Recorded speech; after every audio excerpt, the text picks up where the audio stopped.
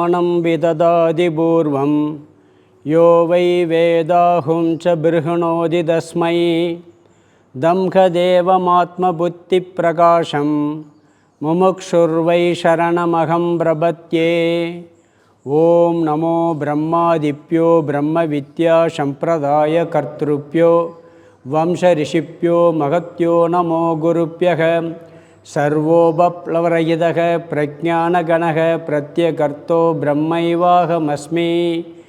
ओं ब्रह्मानन्दं परमसुखदं केवलं ज्ञानमूर्तिं द्वन्द्वातीतं गगनसदृशं तत्त्वमस्यादिलक्ष्यम् ஏகம் நித்யம் விமலமஜலம் சர்வதி சாட்சிபூதம் பாவாதீதம் திரிகுணரகிதம் சத்குரும் தம் நமாமி.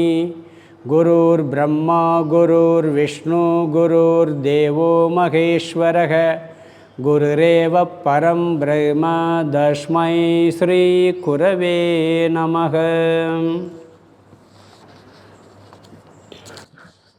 ஓம் சகனா பவது சகனௌ புனக்து சக வீர்யம் கரவாவகை தேஜஸ்வினாவதீதமஸ்து மா வித்விஷாவகை.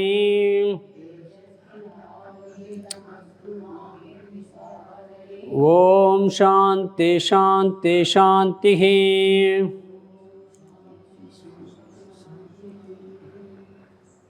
நமஸ்ரீ சங்கரானந்த குருபாதாம்புஜன்மனே சவிலாசமகாமோக கிராகக்ராசைகர்மணே. 107வது ஸ்லோகம். பீஷாஸ்மாதித்யேவ மாதாம் வசங்கஸ்ய பராத்மனः ஸ்ருதம் தத்யுக்தமப்யஸ்ய க்லேஷகர்மாத்ய சங்கமாத்.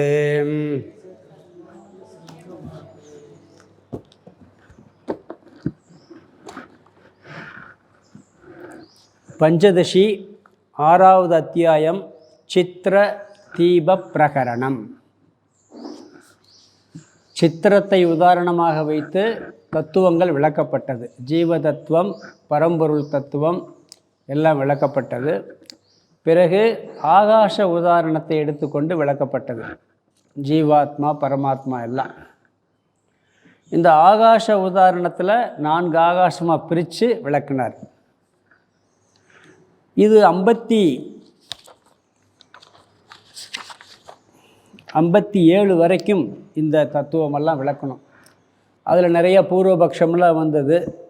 அதெல்லாம் சரி பண்ணி ஜீவ தத்துவம் விளக்கப்பட்டது. பிறகு 58லிருந்து 101 வரைக்கும் ஜீவாத்மா விஷயத்தில், ஜீவன் விஷயத்தில் மற்ற மதவாதிகள் எதை ஜீவன் என்று சொல்லுகிறார்கள் அப்படிங்கிற கருத்து வந்துச்சு.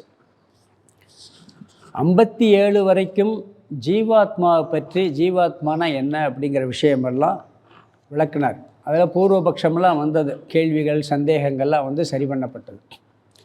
பிறகு 58லிருந்து 101 வரைக்கும் மற்ற மதவாதிகள் ஜீவாத்மாவை பற்றி என்ன கருத்து சொல்கிறாங்க அப்படிங்கிற கருத்து வந்துச்சு.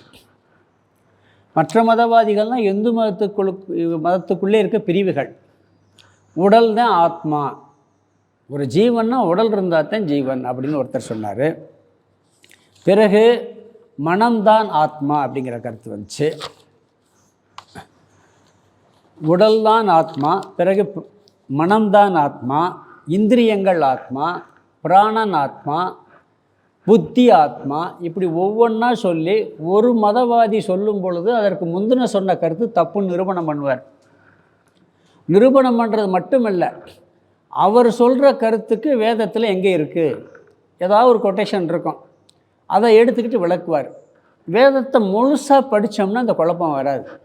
ஏதாவது ஒரு போர்ஷனை படிக்கிறது, அதை மட்டும் கொட்டேஷனாக எடுத்துக்கிட்டு வேதத்திலே சொல்லியிருக்கு பாருங்கள் உடல் தான் ஆத்மான்னு சொல்லி அசுரர்களுக்கு ஒரு உபதேசம் பண்ணார். அதை வச்சுக்கிட்டு உடல் ஆத்மான்னு ஒரு குரூப்பு. பிறகு பிராணன் ஆத்மா, இப்படி எல்லாம் ஒவ்வொன்றா நீக்கிட்டே வந்து கடைசியில் சூன்யம் ஆத்மான்னு ஒரு கருத்து வந்துச்சு. எல்லாத்தையும் நீக்கியாச்சுன்னா ஒன்றுமே இல்லையே, அப்போ சூன்யந்தான் ஆத்மா. அப்புறம் அதையும் நிராகரணம் பண்ணி ஆனந்தமய கோஷமே ஆத்மா, ஆழ்ந்த உறக்கத்தில் ஒரு ஆனந்தம் இருக்குது, அதுவே ஆத்மா, அதுவும் கூட வந்து போவதுன்னு சொல்லி அதோட முடிச்சுக்கிட்டார். நாம் என்ன பண்ணுறோம், ஒரிஜினல் சைதன்யம் சித் ஸ்வரூபம் உணர்வு ஸ்வரூபம் தான் ஆத்மா அப்படிங்கிற கருத்து நிரூபணம் பண்ணோம். பிறகு ஆத்மாவை பற்றிய விஷயம் என்ன வந்துச்சுன்னா, சைஸில் ஒரு கேள்வி பதில் வந்துச்சு. ஆத்மா சின்னதாக பெருசாக நடுத்தரமாக, அணுவாதிகள் ரொம்ப ரொம்ப குட்டி, இல்லை இருக்கிறதுலே பெருசு அதுதான், இல்லை ஒவ்வொரு உடம்பு எப்படி அதுக்கு தகுந்த சைஸில் இருக்கும், எல்லாம் ஒவ்வொன்றா கேட்கும்போது சரிங்கிற மாதிரி தோணுச்சானா. பிறகு அதுவெல்லாம் இல்லை அப்படின்னு நிரூபணம் பண்ணார். பிறகு என்ன பண்ணாங்க, ஆத்மா ஜடம்னு ஒரு மதவாதி சொன்னான். ஜடம் முதல்ல உடம்பில் இருக்கக்கூடிய இந்திரியங்கள் எல்லாத்தையும் வச்சு ஆத்மான்னாங்க. பிறகு சைஸில் ஒரு குழப்பம். பிறகு ஆத்மா உணர்வா ஜடமா, ஒருத்தர் ஜடம்னாரு, ஒருத்தர் ஜடமும் உணர்வும் சேர்ந்த தத்துவம்னாரு. ஏன்னா உடம்புல ரெண்டுமே இருக்குது, ஜட தத்துவம் இருக்குது, உணர்வு தத்துவம் இருக்குது. பிறகு கடைசியாக இந்த ஜட தத்துவமெல்லாம் மித்தியா, உணர்வே சத்தியம் சொல்லி சாங்கிய மதவாதி சொன்னான். அதுலேயும் கூட என்ன வந்துச்சுன்னு சொன்னால், அவங்க கருத்து நம்ம கருத்து கிட்டத்தட்ட ஒத்து போகும்.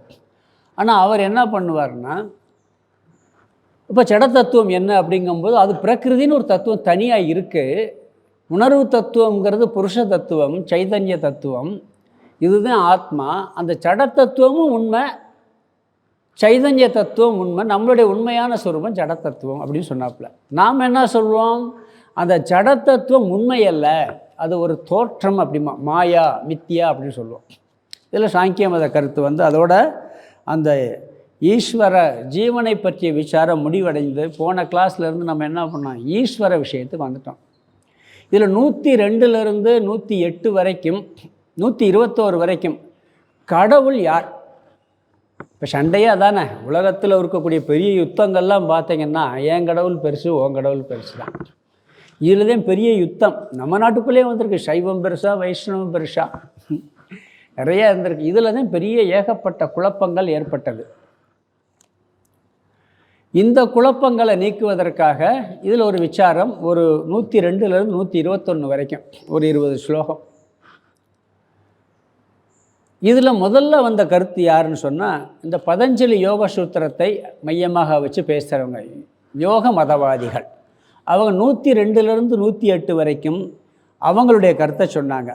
அவங்க என்ன சொன்னாங்கன்னா, 102வது ஸ்லோகத்தில் ஈஸ்வரன் என்பவர், ஈஸ்வரன்னா நீங்கள் சிவன்கிற அர்த்தம் கிடையாது. நம்ம வேதாந்தத்தில் ஈஸ்வரனுங்கிற வார்த்தையை பயன்படுத்தினா கடவுள்னு அர்த்தம்.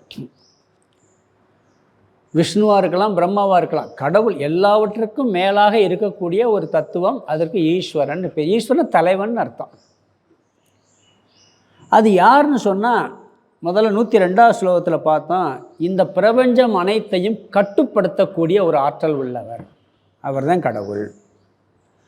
அதே நேரத்தில் ஜீவனும் கடவுள்னு ஒன்றுன்னு சொல்லிடாதீங்க. ஏன்னா நம்ம அத்வைதத்தில் தானே சொல்கிறோம், ஜீவனும் கடவுள் ஒன்றுங்கிறோம். ஜீவனுக்கு வேறாக தனியாக இருப்பவர் தான் கடவுள். இது வேதத்துலேயும் சொல்லியிருக்குன்னு சொல்லி சொன்னாங்க. அதெல்லாம் விளக்கம் பார்த்துட்டோம். பிறகு இந்த பிரகிருதி, இந்த பிரபஞ்சம் அனைத்தைக்கும் தலைவனாக இருப்பவர், எல்லா குணங்களையும் ஆளுபவர் அப்படின்னு சொல்லி பிருகதாரண்ய உபனிஷத்தில் 3வது அத்தியாயத்தில் 7வது பகுதியில் வரக்கூடிய ஒரு மந்திரத்தை கோட் பண்ணி வேதத்துலேயும் அப்படித்தான் சொல்லியிருக்கு அப்படின்னாங்க. இதை கடைசி இடையில ஒரு வார்த்தை சொன்னார், எல்லாருக்குமே இந்த ஜீவ விஷயத்தில் போல் கடவுள் விஷயத்துலேயும் குழப்பம் இருக்குது. எல்லோரும் என்ன நினைக்கிறாங்கன்னு சொன்னால், அவங்க என்ன நினைக்கிறாங்களோ அந்த கருத்தை நிலைநாட்டுவதற்காக வாதம் பண்ணுறாங்க. பொதுவாக என்ன சொல்லியிருக்கு, பெரியவங்க என்ன சொல்லியிருக்காங்க, டோட்டலாக எப்படின்னு ஆராயிறதில்ல. இவருக்கு கடவுளை பற்றி ஒரு அபிப்பிராயம் வரும். இப்போ நாஸ்திகவாதம்லாம் அப்படித்தானே, ஒரு அபிப்பிராயம் அதுதான் கரெக்டு அப்படின்னு வாதம் பண்ணுறது. அதை யாராவது மறுத்து சொன்னால் வாதிட்டு பார்க்குறது, ஜெயிக்கிறேன்னு ஓடி போயிடுறது, இல்லாட்டி ஏதாவது ஒரு கொட்டேஷன் எடுத்துக்கிறது. வேதத்தில் அந்த ஒரு வார்த்தை, மகாபாரதத்தில் ஒன்று, ராமாயணத்தில் ஒன்று, அதில் எப்படி இருக்குல்ல பார்த்தீங்களா அப்படின்லாம் சொல்கிறது. முழுசாக ஆரம்பத்திலேருந்து கடைசி வரைக்கும் படித்தா இந்த குழப்பமே வராது. ராமகிருஷ்ணனோட ஒரு இடத்துல சொல்வார், ஒருத்தர் சிவன் பெரியவரா விஷ்ணு பெரியவரான்னு பெரிய வாதம் நடந்துக்கிட்டு இருந்துச்சான். பெரிய வாதம் ரொம்ப நாள் நடந்துக்கிட்டு முடிவே வரல. ஒரு முனிவர் வந்திருக்கிறார் அந்த சபைக்கு. வந்த உடனே என்ன வாதம், சிவன் பெரியவரா விஷ்ணு பெரியவரா அப்படின்னு வாதம் நடந்துக்கிட்டு இருக்கு. இவர் கேட்டாராம், பெரியவர் ஞானியை வந்து கேட்டாராம், இந்த சிவன் பெரியவன் வாதம் பண்ண அவரை பார்த்து, நீ சிவனை பார்த்துருக்கியா இல்லை பார்க்க முயற்சியாவது பண்ணியிருக்கியா அப்படின்னாராம். இல்லைன்னாராம். அவரை கேட்டு, நீ விஷ்ணுவை பார்த்துருக்கியா இல்லை பார்க்க முயற்சி பண்ணியிருக்கீ? இல்லை. முதல்ல பாருங்கள், அதுக்கு பிறகு சண்டை போடுங்கன்ட்டு போயிட்டாராம். பார்க்குறதுக்கு தெரியறதுக்கே ஒழுங்காக முயற்சி பண்ணாமல் சண்டை போட்டுக்கிட்டு இருந்தால் எப்படி? நீ பார்த்துட்டேன்னா கேள்வியே கேட்க மாட்டேன். இந்த பெரியவங்க தோற்றமே வராது, யார் பெருசுங்கிறதே வராது. ராமகிருஷ்ண பரமஹம்சரும் அப்படி தானே ஆரம்பத்தில் காளியை தரிசனம் பண்ணுறாரு. அப்புறம் ஒவ்வொரு கடவுளாக தரிசனம் பண்ணி எல்லா வேற்றுமையும் அங்கே நீக்கி அத்வைதத்துக்கு வர்றாரு. அவர் பார்த்தாலே அந்த வேறுபாடு வராது. அவர் அல்லாஹ்வினுடைய ஜோதி தரிசனம் கூட பார்த்தேன்னு சொல்கிறாங்க. அவரை அல்லாஹ்வை எப்படியெல்லாம் வழிபடுற அவங்க கூட பார்த்துருக்க மாட்டாங்க முஸ்லீம் மதத்தில். இவர் அந்த முறையாக வழிபட்டு அதை பார்க்கணும்னா அவருடைய ஜோதி தரிசனம் கிடைச்சது மாதிரி ஒரு வருது. சீஷரை பார்த்தாருங்கிறாங்க.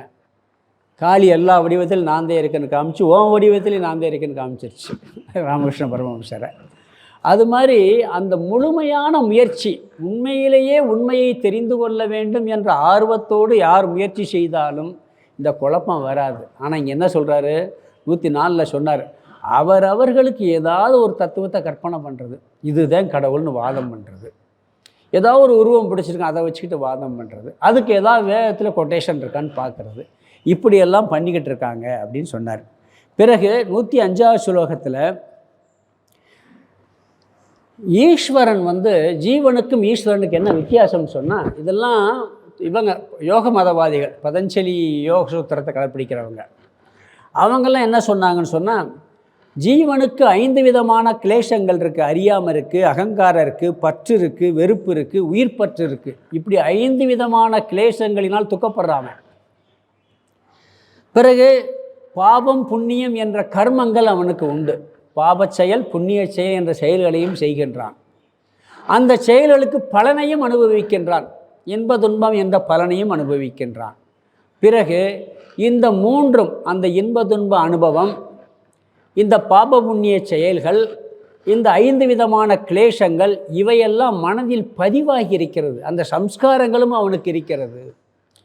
இவை அனைத்திலும் சம்பந்தப்படாதவர் தான் ஈஸ்வரன் அவங்க கருத்து. இது ஜீவன் இதில் சம்மந்தப்பட்டிருக்கான், எல்லாம் கரெக்டாக தான் இருக்குது. யார் இதெல்லாம் நம்மளும் மறுக்கிறதே இல்லை. ஒரு கோணத்தில் கடைசியில் போய் அது ஒரு கோணத்தில் சரி அப்படின்னு பண்ணோம், இனியொரு கோணத்தில் வேறு மாதிரி கொண்டு போவோம். நம்ம சாதாரணமாக அதெல்லாம் சரிதான், அவருக்கு இதெல்லாம் சம்பந்தப்பட்டிருக்கப்படலை, நாம் சம்பந்தப்பட்டிருக்கோம். பிறகு ஜீவன் வேறு ஈஸ்வரன் வேறு தான்.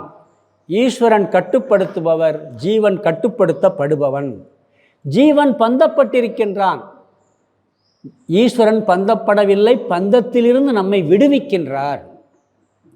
அப்போ இதெல்லாம் அனுபவத்திலே கூட இருக்குது. நம்ம பந்தப்பட்டிருக்கோம் தெரியுது, கடவுளை வழிபட்டு மோட்சத்தில் அடைஞ்சு அதை பந்தத்தில் விடுபடுறதெல்லாம் பார்க்குறோம். இதெல்லாம் பார்த்தோம்னா நம்மளுக்கு யுக்திக்கும் கூட பொருந்தி வருது. அதனால் இப்படிப்பட்டவர் தான் ஈஸ்வரம். பிறகு ஒரு கேள்வி வந்துச்சு 107. என்ன கேள்வி வந்துச்சுன்னா, இல்லை 107 ஒரு செத்து சொன்னார். என்ன சொன்னார்னு சொன்னால், சுருதி வாக்கியம், அதற்கு கொட்டேஷன் கொடுத்தார். ஒரு வேதத்தில் ஒன்று இருக்குது. என்ன இருக்குதுன்னு சொன்னால், எல்லாரும் கடவுளுக்கு பயந்து தான் செயல்படுகிறார்கள். இந்திரன் கடவுளுக்கு பயந்தான் பண்ணுறாராம், வர்ணதேவன் கடவுளுக்கு பயந்து மழை பெய்கிறார், சூரியன் அவருக்கு பயந்து தான் உதிக்கிறார், அவருடைய செயலை செய்கிறாராம். இப்படி வேதத்தில் ஒரு கொட்டேஷன் இருக்குது. இவருடைய பயத்தால் எல்லாம் அதனுடைய செயல்களை செய்கிறது. அப்போ அவர் கட்டுப்படுத்துதல் என்பது வேதத்திலும் இருக்குது, உபனிஷதங்களிலும் சொல்லப்பட்டிருக்கு. கடோபனிஷத்து, தைத்திரியோபனிஷத் போன்றவை சொல்லப்பட்டிருக்கு அப்படின்னு சொன்னார். அவர் கண்ட்ரோலாக இருக்கிறதுனால தான் நாம் எல்லாம் ஒழுங்காக நடக்குதான். இது வேதத்துலேயும் இருக்குது, நம்ம அனுபவத்துலேயும் பார்க்குறோம்ல. ஒரு கண்ட்ரோலர் ஒருத்தர் இருந்தான்னு சொன்னால், ஒரு காவலாளி இருந்தான்னா, போலீஸ் இருந்தால் டிராஃபிக் ஒழுங்காக போகும். போலீஸ் அங்கே இல்லைன்னா சிக்னல் போட்டிருந்தா கூட என்ன பண்ணுவான், போலீஸ் இல்லாட்டி கொஞ்சம் அடிச்சு ஆளுக்கு வரலையா வண்டி வரலைன்னு விட்டுருவோம். போலீஸ் இருந்தால் விட மாட்டோம். ஏன்னா அதெல்லாம் அந்த கடவுள் வந்து தண்டிப்பார் அப்படிங்கிற பயத்தில் நடக்குது. இது வேதத்துலேயும் சொல்லியிருக்கு அப்படின்னு சொல்லி சொன்னார். எல்லாம் ஒழுங்காக இயக்குது. பூமி 365 நாள் கரெக்டாக சுற்றிக்கிட்டு இருக்கு. 365.25 நாள் ஒவ்வொரு கிரகம் அதனுடைய இதிலேருந்து ஒரு அணுவளவு கூட பிசகிறது இல்லை. அதெல்லாம் யார் இயக்கிறா? யாரோ ஒருத்தர் கண்ட்ரோலர் இருக்கார். அதனால் இயங்கிக் கொண்டே இருக்கின்றது. இது யுக்திக்கும் பொருந்துகிறது அப்படின்னு சொல்லி நம்ம 107வது ஸ்லோகத்தில் பார்த்தோம். இதில் இந்த சங்கம் வைத்தம்னு வச்சுக்கங்களேன். சங்கம், கடவுளுக்கு சங்கம் இல்லை, நம்மளுக்கு சங்கம் இருக்குது. எப்பயுமே அதில் போன கிளாஸில் ஒரு முக்கியமான கருத்து பார்த்தோம். ஒரு மாஸ்டர் ஒரு ஹெட்டாக இருக்கணும்னா அங்கே அட்டாச்மெண்ட் இருந்துச்சுன்னு வச்சுங்க, சரியான ஹெட்டாக இருக்க முடியாது. ஏதாவது ஒரு 10 பேர் வேலை பார்க்குறாங்க, அதில் ஒரு 2 பேர் மேலே நம்மளுக்கு ரொம்ப அட்டாச்சு வந்துடுது. அங்கே அவங்க தப்புன்னா என்ன பண்ணுவோம்? கொஞ்சம் அட்ஜஸ்ட் பண்ணுவோமா இல்லையா? அப்போ அங்கே சங்கம் வந்துருச்சு. எங்கே சங்கம் வருதோ அங்கே கண்ட்ரோலிங் பவர் வராது. கடவுள் சங்கம் மற்றவராக இருக்கிறதுனால தான் இதெல்லாம் கண்ட்ரோல் பண்ண. மனுநீதி சோழன் என்ன பண்ணான்? போன கிளாஸ் சொன்னேன்னு நினைக்கிறேன். தன்னுடைய மைந்தனை தேர்காலில் இட்டு கொண்டான். அங்கே சங்கம் இல்லை, அங்கே தர்மம் தான் அவனுக்கு சங்கமாக இருந்தது. நிறைய பார்க்குறோமா இல்லையா? திருதராஷ்டிரன் சங்கம் வச்சதுனால தான் அந்த மகாபாரத யுத்தத்துக்கே காரணம்.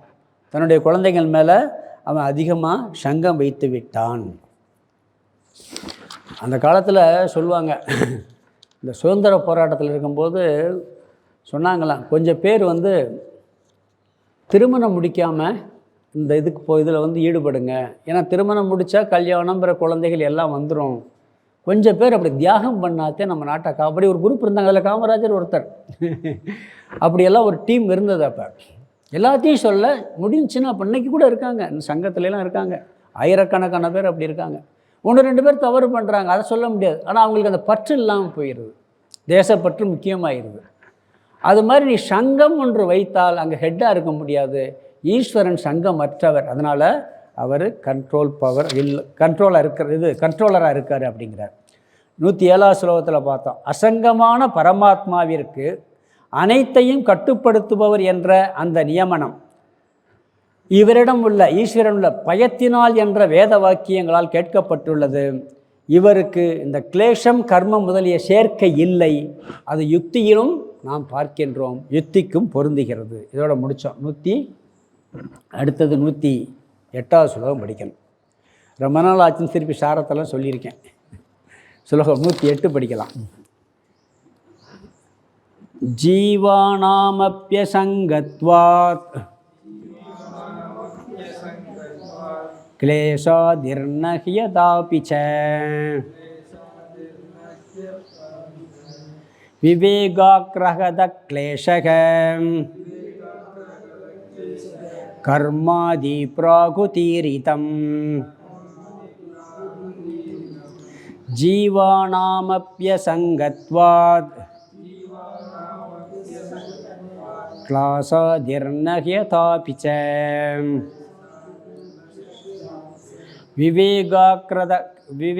விவேகாக்ரஹத க்லேஷம் கர்மாதி பிராகுதீரிதம்.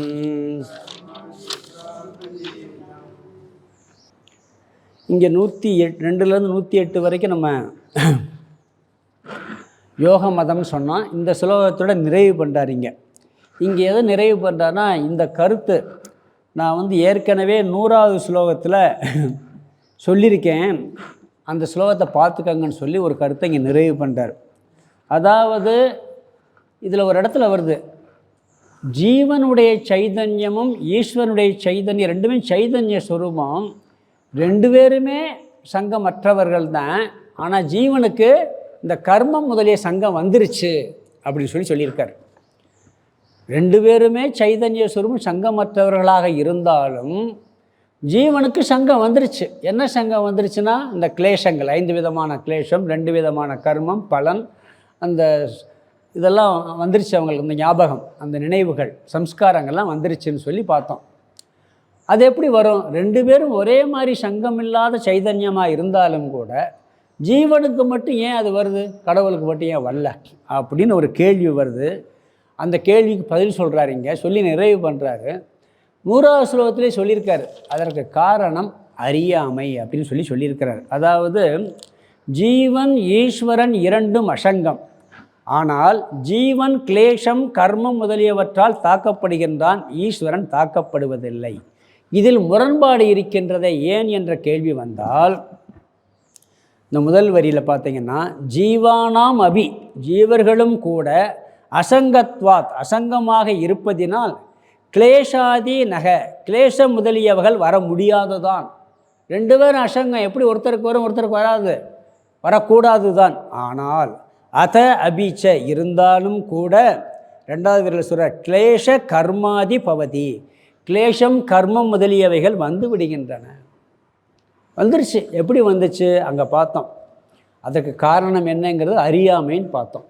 அது என்ன அறியாமைங்கிறத பொதுவாக வேதாந்தத்தில் ஒரு முக்கியமான கேள்வி என்னென்னா, எது சம்சாரம், எது மோட்சம்? நம்மளுக்கு உண்மையிலேயே துக்கப்படுத்தி நம்மளை பிறவி சூழலில் அழுத்துறது எது? அதிலிருந்து விடுவிப்பது எது? ஜீவன்னா என்ன, ஈஸ்வரன்னா என்ன, ஜெகத்னா என்ன, இதெல்லாம் கட்டாயம் வேதம் தெளிவாக புரியணும். இது தெளிவாக தெரியாததுனால தான் இந்த எல்லா குழப்பத்துக்கும் காரணம். இங்கே என்ன சொல்கிறாருன்னு சொன்னால், ஜீவனுக்கு கிளேஷம் வந்துருச்சு, ஈஸ்வரனுக்கு வரல.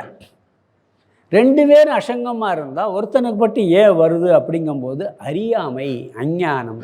நாமளத்தையும் சொல்கிறோம், வேதாந்திகளும் அறியாமைன்னு சொல்கிறோம், யோகிகளும் அறியாமைங்கிறாங்க.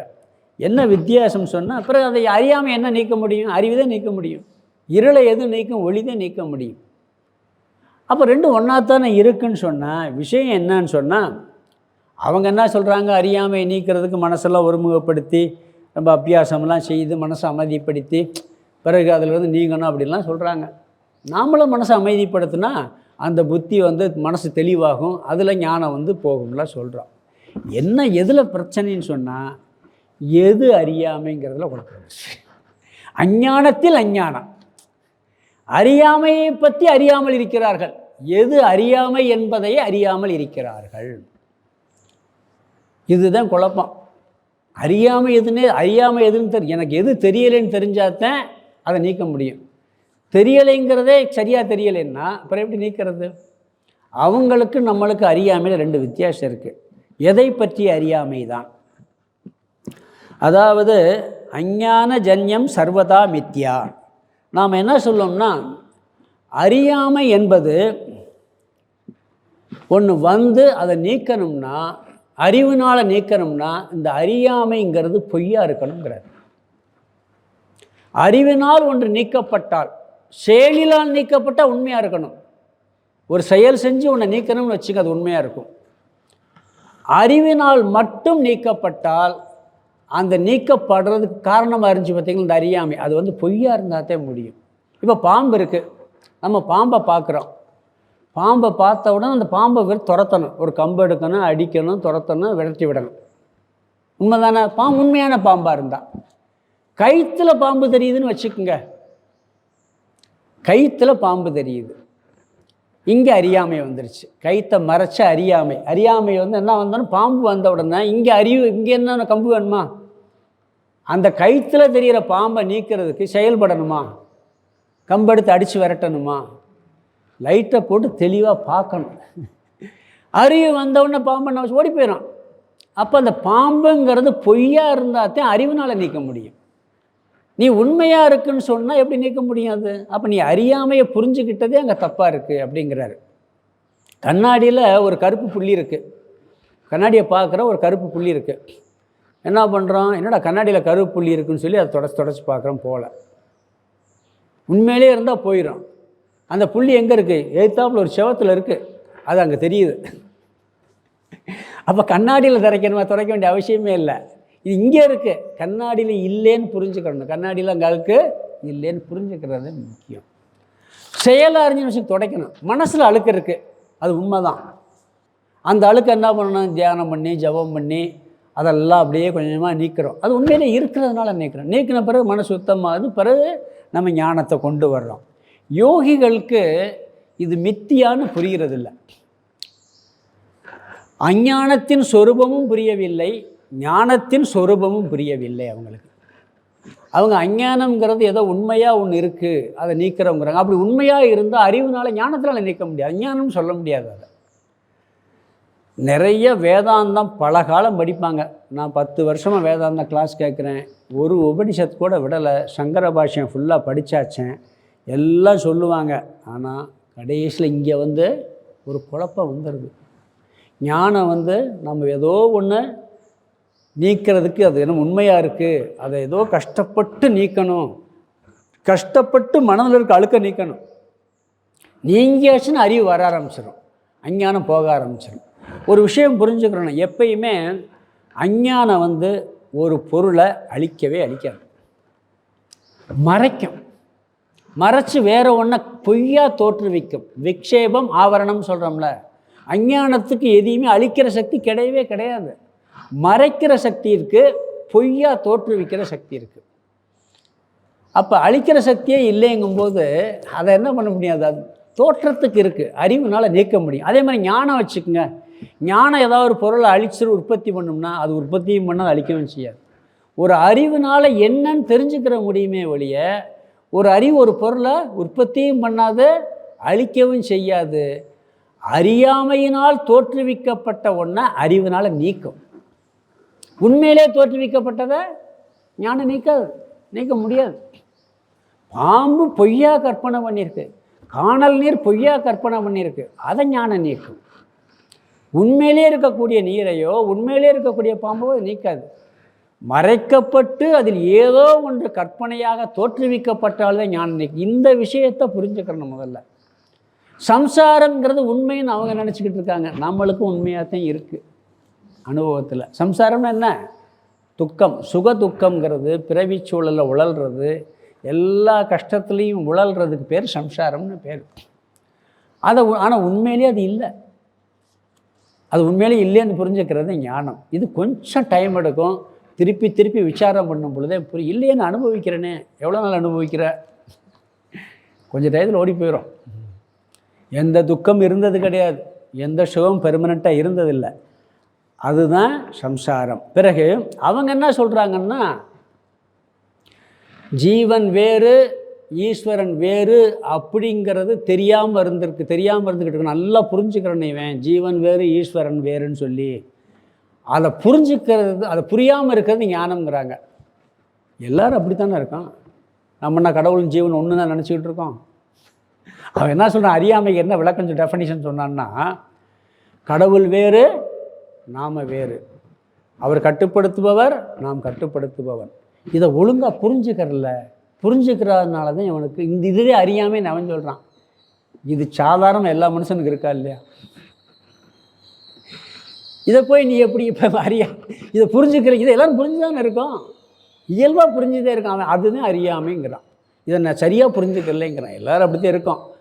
அதை புரிஞ்சுக்கிட்டா, கடவுள் வேற நான் வேறேன்னு புரிஞ்சுக்கிட்டா உனக்கு துக்கமெல்லாம் போயிடும். முழுசாக போகாது, டெம்பரவரியாக போகும்.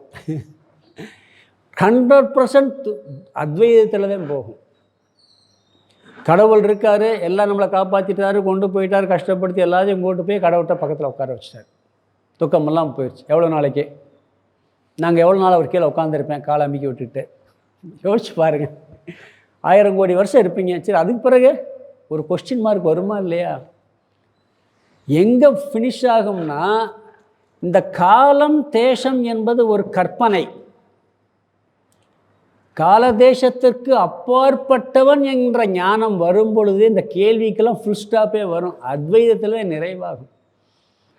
அத்வைதத்திலே நிறைவு. இல்லாட்டி நல்ல புத்திசாலியாக இருந்தால், ரொம்ப யோசிக்கிறவனாக இருந்தால், நீங்கள் என்ன கடவுள் சொன்னாலும் அந்த தத்துவத்தில் ஒரு கொஸ்டின் மார்க் வந்தால் பதில் சொல்ல முடியாமல் போயிடும்.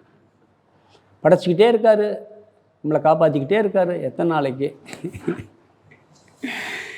எல்லாம் கொஸ்டின் மேலே கொஸ்டின் வந்துக்கிட்டே இருக்கிறது ஆனால் அவங்க என்ன சொல்கிறாங்க, அதை புரிஞ்சுக்கிறதே ஞானம் அப்படிங்கிறாங்க. நாம் என்ன அது புரியாமல் இருக்கிறது அறியாமைங்கிறாங்க. நாம் என்ன சொல்கிறோம், அத்வைதத்தை புரியாமல் இருப்பது தான் அஞ்ஞானம்ங்கிறோம்.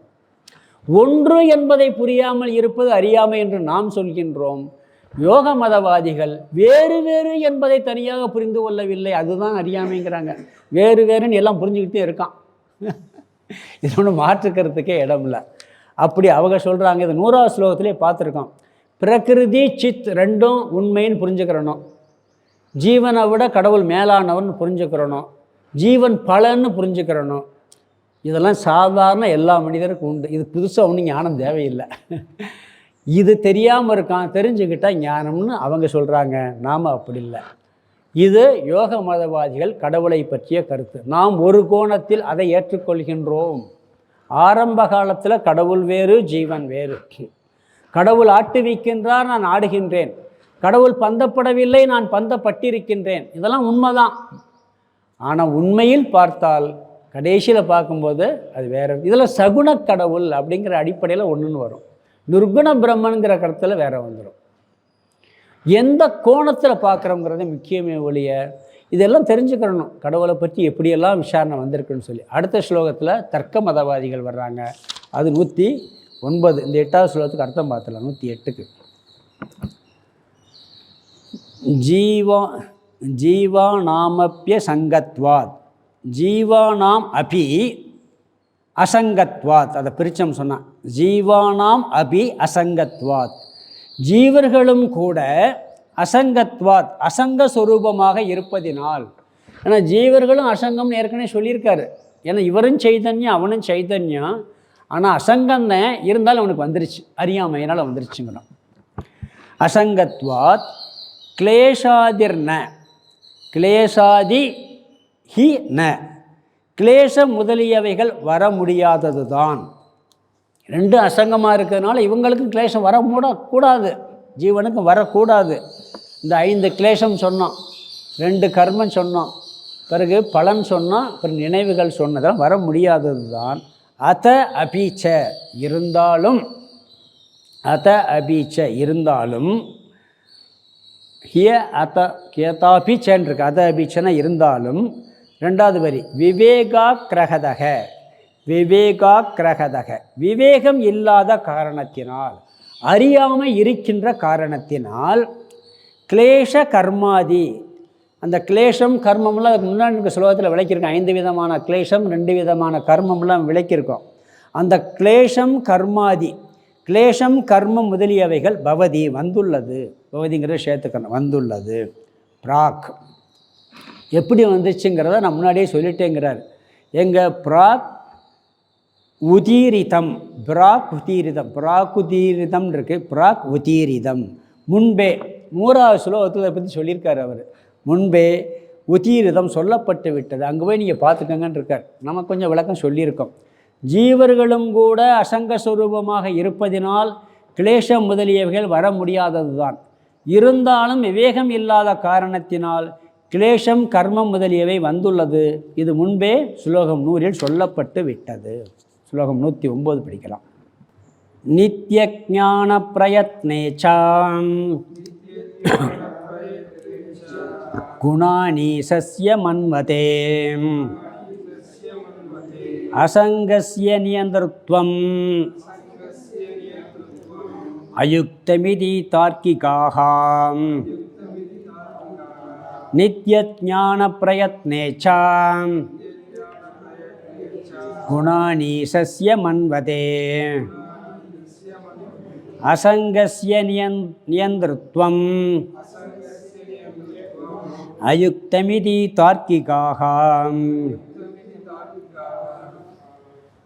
இந்த ஸ்லோகம் 109, அடுத்த ஸ்லோகம் 110 தர்க்க மதவாதிகள். இவங்களுக்கு இனியொரு பேர் நியாய வைசேஷிக மதம்னு பேர். இவங்கெல்லாம் பூர்வபக்ஷிகள், நம்மளுடைய இதுக்கு எடுத்து சொல்கிறவங்க. இவங்க முதல்ல என்ன சொல்லுவாங்கன்னா, யோக மதம் சொன்ன கருத்து தப்பு, அவர் கட்டுப்படுத்துகிறவர்னு சொன்னார், அசங்கம்னு சொன்னார், அதெல்லாம் தப்பு அப்படி நிரூபணம் பண்ணிவிட்டு இவங்க ஒரு கருத்தை சொல்ல போகிறாங்க. இவங்க என்ன சொல்லுவாங்கன்னா, ஈஸ்வரன் சகுண பிரம்மன் மட்டுமே, அவருக்கு ஞானம் செயல் இச்சா குணங்கள்லாம் எப்பயுமே இருந்துக்கிட்டு இருக்கு, நிர்குண பிரம்மன்லாம் ஒன்றும் கிடையவே கிடையாது அப்படிங்கிறது தர்க்க மதவாதிகள் கருத்து. என்னென்னு பார்க்கலாம். இவங்களும் நம்ம கருத்து கொஞ்சம் நெருக்கி வந்தவங்க தான். யோகிகள் நமக்கு ரொம்ப அருகில் இருக்கக்கூடிய கருத்து. பொதுவாக என்ன வேறுபாடு வரும்னா, 2 திருஷ்டி இருக்குது நம்மளுக்கு. வியவகாரிக திருஷ்டி, பாரமார்த்திக திருஷ்டின்னு இருக்கு. சத்தியத்தில் 3 சத்தியம் சொன்னேன். வியவகாரிக சத்தியம், பாரமார்த்திக சத்தியம், இன்னொன்று பிராதிபாசிக சத்தியம் சொன்னோம். கனவுல இருக்கிறது நம்மளுக்கு மட்டும் உண்மை.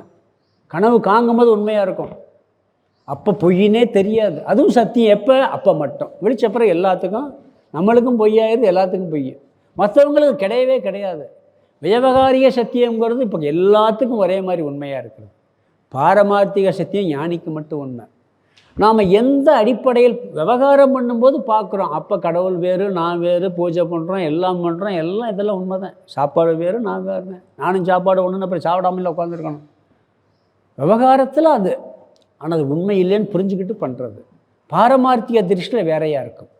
இவங்க என்ன பண்ணுறாங்க, ஒரே திருஷ்டியில் வச்சுக்கிட்டு பார்க்குறது. அதனால் அந்த குழப்பமெல்லாம் வருது.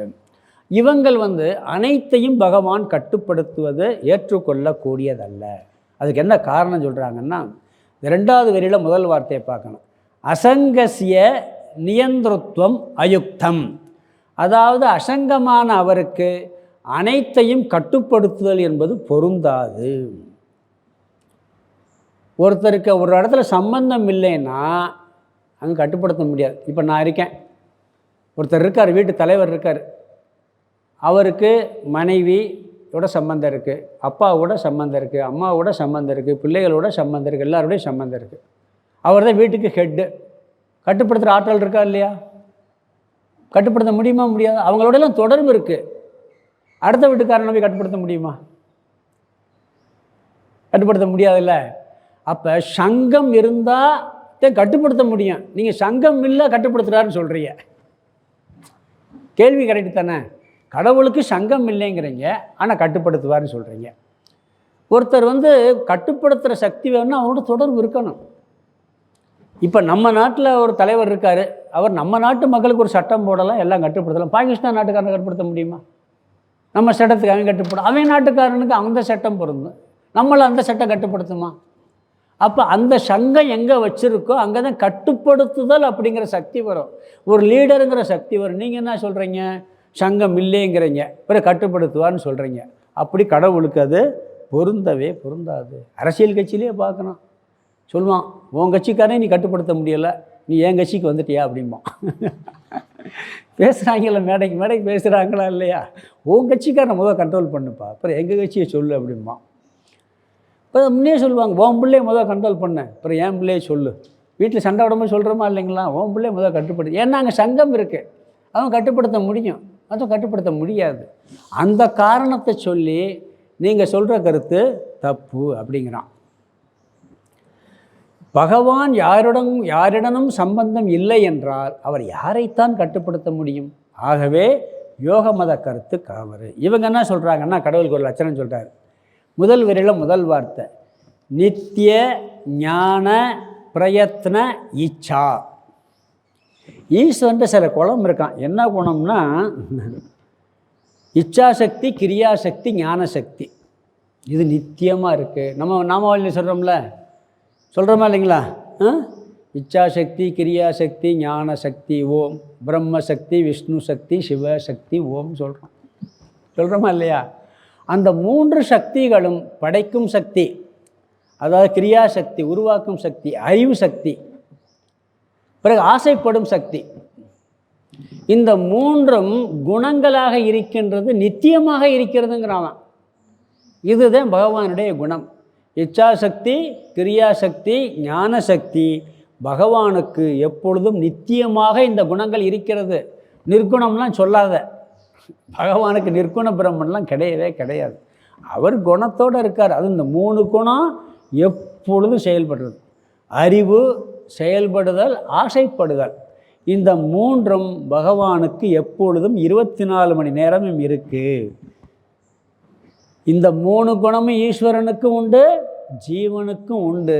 ஒரே வித்தியாசம், அங்கே நித்தியம் அவருக்கு எப்பொழுது இருக்குது, நம்மளுக்கு எப்பொழுதும் இல்லை. இருந்தால் விவகாரம் ஆயிரும். செயல்படுற சக்தி இருக்குது, நடக்கிற சக்தி இருக்குது, ஓடுற சக்தி இருக்குன்னு ஓடிக்கிட்டே இருக்கணும், நிற்கவே கூடாது. ஒரு காலத்தில் போயிருந்தா இல்லையா? எப்போ எவ்வளோ 24 ஹவர்ஸ் செயல்பட முடியுதா? முடியலை, தூங்கிடுறோம். ஆசைப்பட்டால் கூட ஒரு பொருள் ஆசைப்படுறோம், நல்லா பிடிக்குது, ரொம்ப ஆசையாக இருக்குது, சாப்பிட்றோம், சாப்பிட்டு முடிச்ச பிறகு கொடுத்தா வேணும்னு துப்பிடுறோமே. ரொம்ப அதுக்கு மேலே அல்வா ரொம்ப பிரியுது, திருநெல்வேலி அல்வா உள்ளே போகுது, 1 கிலோ உள்ளே போயிடுச்சு. ரெண்டாவது துண்டு வந்தால் என்ன பண்ணுவோம்? ஆசை வருமா? அப்போதைக்கு வராது, பிறகு நேரம் கழிச்சு வேணால் வரும். நம்மளுக்கு ஆசை வந்து போது பகவானுடைய ஆசை எப்பொழுதும் இருக்கின்றது. அது 24 ஹவர்ஸ் இமைப்பொழுதும் எண்ணெஞ்சில் நீங்காதான் தாழ்வாழ்கிறார். 24 மணி நேரம் அவர் ஆசையோடு இருக்கிறார். அதனால தான் படைக்க முடியுது. படைப்பு தொழில் நடந்து கொண்டே இருக்கிறது, செயல்பட்டு கொண்டே இருக்கின்றார், அறிவோடு இருக்கார், எல்லாத்தையும் தெரிஞ்சவராக இருந்துக்கிட்டு இருக்கார் அவர். நம்மளுக்கு அப்படியெல்லாம் கிடையாது. நம்ம கொஞ்ச நேரம் செயல்படுவோம், சில நேரம் புத்தி வேலை செய்யும், சில நேரம் புத்தி வேலை செய்யாது, சில நேரம் ஆசைப்படுவோம், சில நேரம் ஆசைப்பட மாட்டோம். செயல்பாடு அப்படித்தான். ஆனால் அவர் அப்படி இல்லை. அவர் எப்பொழுதும் இது இருக்குது, குணங்களாக இருக்கின்றது. கல்யாண குணத்தான்னு சொல்லுவாங்க. அதில் ஒரு கொஸ்டின் வந்து நல்ல குணங்களை மட்டும் அவர் வச்சுக்கிட்டாரு, கெட்ட குணத்தில் என்ன கொடுத்துட்டார். துரோகம் இல்லையா? கல்யாண குணங்களை உடையவர் பகவான். கரெக்டு தான். நல்லா படிக்கிறோம், அர்ச்சனை பண்ணுறோம், பூஜை எல்லாம் பண்ணுறோம், சொல்லி அவர் துரோகம் பண்ணலையா நம்மளுக்கு? ஏன் எனக்கு கெட்ட குணத்தை கொடுத்து அப்படி கேட்குறோமா பாருங்கள். அப்படி கேட்டாலே முன்னேறிட்டோம்னு அர்த்தம். எனக்கு ஏன் இந்த கெட்ட குணத்தை கொடுக்குற, இதை நீக்குவேன் அப்படின்னு கேட்க ஆரம்பிச்சிட்டாலே, எனக்கு பணம் வேணும், பொருள் வேணும்னு கேட்குறோம், கெட்ட குணம் போகணும், நல்ல குணம் வரணும்னு கேட்குறது இல்லை. அப்படி அவர் கொடுத்துருந்தாருன்னா அவருக்கு அது துரோகம் தானே அப்படின்னு வந்துடும். அதனால் என்ன சொல்கிறாருன்னு சொன்னால், இந்த கட்டுப்படுத்துபவர் செய்பவருங்கிறது யோகிகளுடைய கருத்தாகுது. இது கட்டுப்படுத்த முடியாது, சங்கம் இல்லைன்னு சொன்னால். அவர் 3 குணங்களோடு எப்பொழுதும் செயல்பட்டுக்கிட்டு இருக்கார் அவர். அதுதான் அவர் கடவுள். நம்ம வேதாந்தத்தில் என்ன சொல்லுவோம், அசங்க ஸ்வரூபம், நிர்குணங்கிறதெல்லாம் நாம் சொல்கிறோம், அது ஒரு அடிப்படையில். ஆனால் சகுண பிரம்மன்கிற அடிப்படையில் நம்ம கட்டுப்படுத்துவோருங்கிறோம். அவங்க சகுண பிரம்மன் மட்டும்தான். அந்த சகுண பிரம்மனும் கூட கட்டுப்படுத்துகிற சக்தி அவருக்கு இருக்காது. ஏன்னா அவர் சம்பந்தம் இல்லை. அவர் 3 எப்போ பார்த்தாலும் புத்தியோடு இருக்கார், செயல்பட்டுக்கிட்டு இருக்கார், ஆசைப்பட்டுக்கிட்டு இருக்கார். இதை அடுத்த ஸ்லோகத்தில் இன்னும் கொஞ்சம் விளக்குறாரு.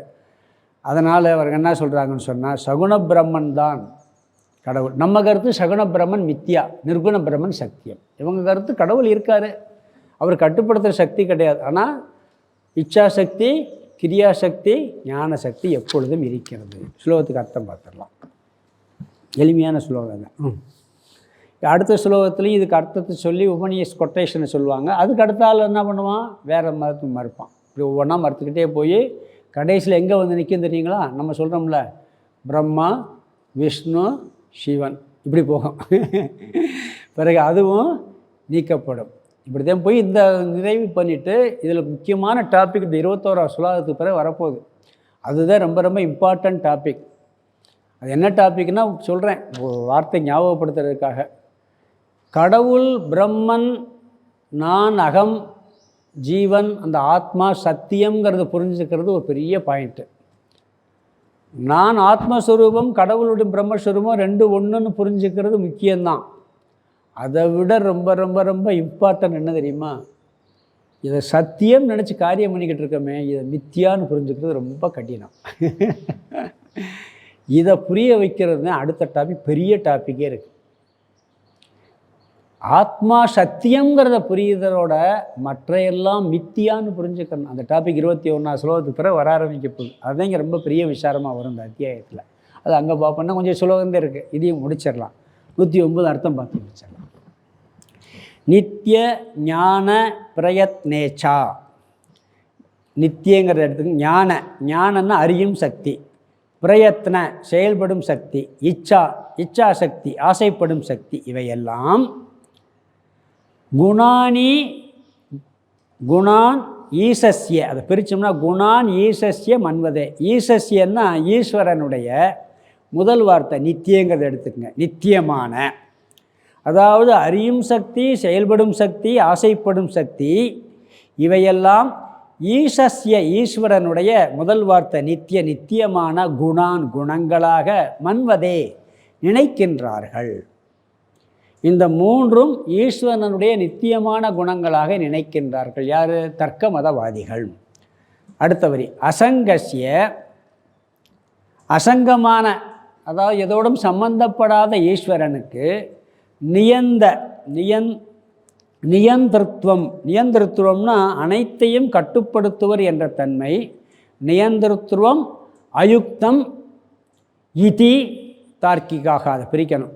நியந்திரத்துவம்னா அனைத்தையும் கட்டுப்படுத்துவர் என்ற தன்மை, அயுக்தம் பொருந்தி வராது. இதி என்று தார்க்கிகாக தர்க்க மதவாதிகள் கூறுகின்றார்கள். அறியும் சக்தி, செயல்படும் சக்தி, ஆசைப்படும் சக்தி இவையெல்லாம் ஈஸ்வரனுடைய நித்தியமான குணங்களாக நினைக்கிறார்கள். அசங்கமான அவருக்கு, ஈஸ்வரனுக்கு அனைத்தையும் கட்டுப்படுத்துபவர் என்ற தன்மை பொருந்தி வராது என்று தர்க்க மதவாதிகள் கூறுகின்றார்கள். 3 சக்தி ஈஸ்வரன் குணம், ஆனால் கட்டுப்படுத்துகிறவர் கிடையாது. யோக மதவாதிப்படி அவர் கட்டுப்படுத்துகிறவர் கிடையாது. இது யார்? தர்க்க மதவாதிகள் கூறுகிறார். இதுக்கு அடுத்து விளக்கம் சொல்லி உபனிஷத்து கோர்ஸில் இவங்க முடிப்பாங்க. அதுக்கு அடுத்த மதவாதி வருவோம், அது பார்க்கலாம். ஓம் பூர்ணமத பூர்ணமிதம் பூர்ணாத் பூர்ணமுதச்யதே பூர்ணஸ்ய பூர்ணமாதாய பூர்ணமேவாவசிஷ்யதே. ஓம் சாந்தி சாந்தி சாந்தி. ஹரி ஓம் ஆதிகுருநாத சுவாமிக்கு ஜெய்.